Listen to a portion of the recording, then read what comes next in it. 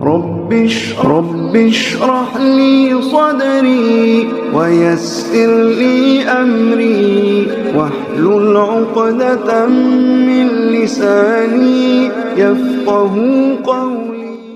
Assalamualaikum warahmatullahi wabarakatuh. Banyak cerita, kisah tentang Syekh Siti Jenar ini yang menjadi hangat untuk diperbincangkan. Mulai dari ajaran atau pemahaman beliau yang dianggap nyeleneh, hingga fitnah-fitnah tentang beliau. Sebagian orang menganggap pemahaman beliau tentang ilmu agama berada di tingkat level tinggi. Dan sebaliknya, sebagian orang menganggap ajaran beliau sudah menyimpang atau sesat dari ajaran Nabi Sallallahu Alaihi Wasallam. Sehingga menimbulkan polemik baik pro maupun kontra di masyarakat. Apapun pendapatnya, sah-sah saja. Toh itu hak setiap orang. Kembali ke diri masing-masing, cara menyikapinya. Kali ini, kita membahas dari sisi kontranya terlebih dahulu. Tentunya di sini, kita tidak bermaksud mendiskreditkan seseorang atau suatu kaum, apalagi orang yang telah tiada. Pembahasan berikut diangkat berdasarkan referensi dari beberapa buku saja. Jadi harap maklum. Simak sampai selesai agar tidak gagal paham. Asal-muasal Siti Jenar sebenarnya tidak jelas apakah berasal dari Persia atau asli Jawa.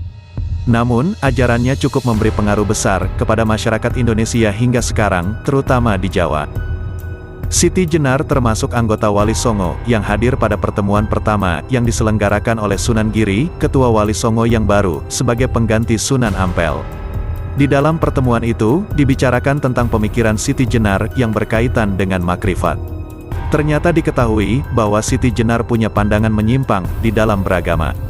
Akibatnya, tokoh ini dikeluarkan dari keanggotaan Wali Songo, bahkan akhirnya dijatuhi hukuman mati. Hukuman ditetapkan setelah Sultan Demak dan Wali Songo memberi peringatan berkali-kali tentang ajarannya yang merusak akidah umat Islam yang baru saja dengan susah payah ditegakkan Maulana Malik Ibrahim di Jawa pada 1404 Masehi. Namun, alasan ini belum dianggap kuat, maka hukuman mati Siti Jenar baru diambil setelah Adipati Pengging, Ki Ageng Kebo Kenongo, dihukum mati karena memberontak kepada kekuasaan Demak Bintoro. Ditambah murid-murid Siti Jenar yang berbuat onar karena putus asa dengan kegagalan Adipati Pengging tersebut.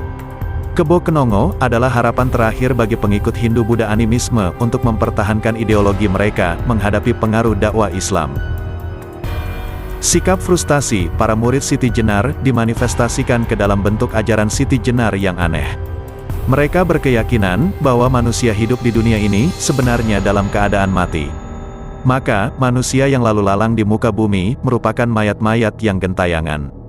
Sosok Siti Jenar telah menjadi komoditas kaum zindik Indonesia untuk mengekspresikan kesesatan mereka. Kaum zindik adalah orang yang tidak berpegang teguh pada agama yang merusak pemahaman ajaran Islam. Maka warna ajaran Siti Jenar sangat tergantung pada pemikiran masing-masing orang yang menulis tentang Siti Jenar. Ambil contoh, Ahmad Khojim dalam bukunya menggambarkan Siti Jenar sebagai sosok liberal yang tidak percaya terhadap agama dan kitab suci. Pada halaman 34 penulis berkata, Siti Jenar bukanlah seorang teolog. Dia seorang praktisi. Agama baginya bukan teori yang harus dihafal. Agama adalah sebuah jalan yang harus dilalui. Dia tidak mengambil pusing dengan nama agama. Walaupun agama sedang disandangnya Islam. Tetapi, kenyataan hidup, keberadaan diri dan jiwa itulah yang menjadi kesadaran Siti Jenar dalam hidupnya di dunia ini. Siti Jenar menyadari sepenuhnya bahwa hidup di dunia ini ada di alam kematian. Karena kita sebagai bangkai, kita tidak mampu berkomunikasi dengan Tuhan. Dalam bahasa Jawa, dikenal dengan keyakinan, manunggal ing kawula Gusti. Yang berarti, zat Allah menyatu dengan hambanya, seperti keyakinan yang dikembangkan Al-Halaj dan Ibnu Arabi, yang akhirnya dihukum pancung, berdasarkan fatwa para ulama. Ajaran Siti Jenar memang sangat kental dengan nuansa tasawuf Wihdatul Wujud. Atau manunggal ing kawula Gusti, Wihdatul Adian atau penyatuan agama-agama, dan kebatinan kejawen, serta sangat kental dengan ajaran zindik. Itu tampak di dalam beberapa ungkapan yang diturunkan Ahmad Khojim dalam bukunya, yang antara lain. Manusia yang hakiki adalah wujud hak, kemandirian, dan kodrat. Berdiri dengan sendirinya. Sukma menjelma sebagai hamba. Hamba menjelma pada sukma. Nafas sirna menuju ketiadaan. Badan kembali sebagai tanah.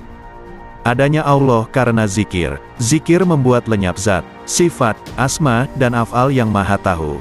Digulung menjadi anataya dan rasa dalam diri. Dia itu saya, timbul pikiran menjadi zat yang mulia. Dalam jagat besar dan kecil, dimanapun sama saja. Hanya manusia yang ada. Ki Pengging berani menghadirkan tekad bahwa Allah yang dirasakan dalam zikir itu semu keberadaan palsu. Keberadaan semacam ini karena nama. Manusia sejati itu mempunyai sifat 20. Dalam hal ini, agama Buddha dan Islam sudah campur. Satu wujud, dua nama. Kesukaran tiada lagi. Ki Pengging sudah memahami ajaran Siti Jenar. Ajaran Siti Jenar menolak semua ajaran agama yang berbau Arab. Ajaran tersebut tidak menganggap kitab suci sebagai sumber ilmu agama dan menghina segala bentuk ibadah praktis.